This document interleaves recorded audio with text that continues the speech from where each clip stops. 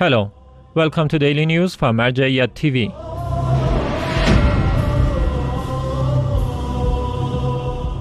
House of Grand Ayatollah Shirazi hosts commemorations of Imam Hussein, peace be upon him. The House of the Grand Shia jurist Ayatollah Sayyid Sadiq Shirazi continues to host the commemorations of the Master of Martyrs, Imam Hussein, peace be upon him, in the holy city of Qom in Iran.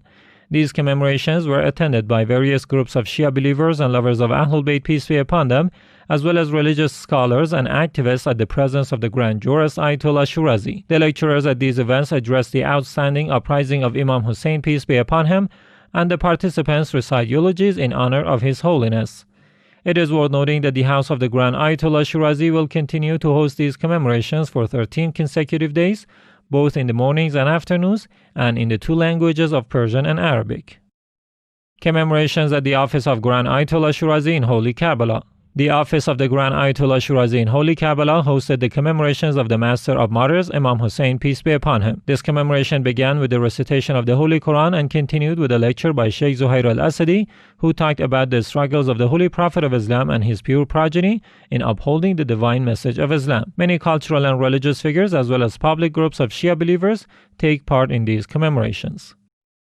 Yaseen Husayniya holds commemorations in Australia. Yaseen Husayniya and Mosque, affiliated with the Office of the Grand Ayatollah Shirazi in Sydney, Australia, hosts mourners of the Master of Martyrs, Imam Hussein, peace be upon him, during the first 10 days of the month of Muharram.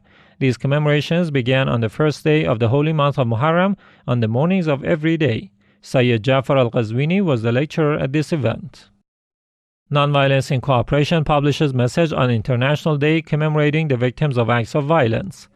Coinciding with the International Day commemorating the victims of acts of violence based on religion and beliefs, Nonviolence in Cooperation published the following message.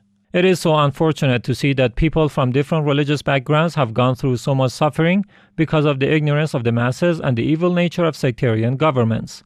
In other words, countless number of people have been confronted with the tormenting experiences because of their affiliation and adherence to a different religion, faith, or set of beliefs than that of the community they live in.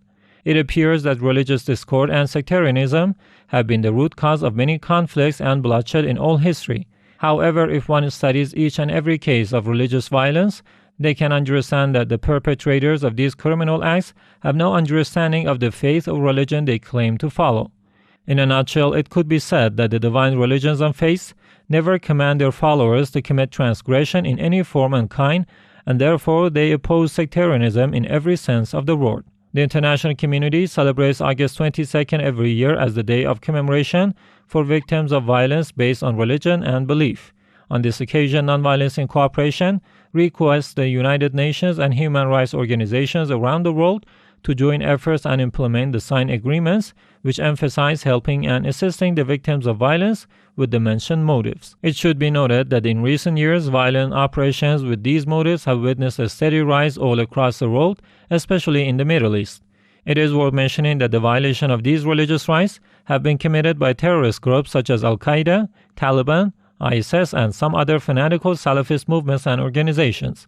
In the meantime, many political organizations and governments continue to target people belonging to religious, ethnic, and racial minorities with political motives, a process that included the execution, imprisonment, abduction, and forced displacement of hundreds of non-combatants. In fact, all societies are completely victims of acts of violence based on religious differences, which is in every sense a reprehensible act and should be abolished by organizations and legal institutions that have the responsibility to combat such violations of rights and crimes around the world.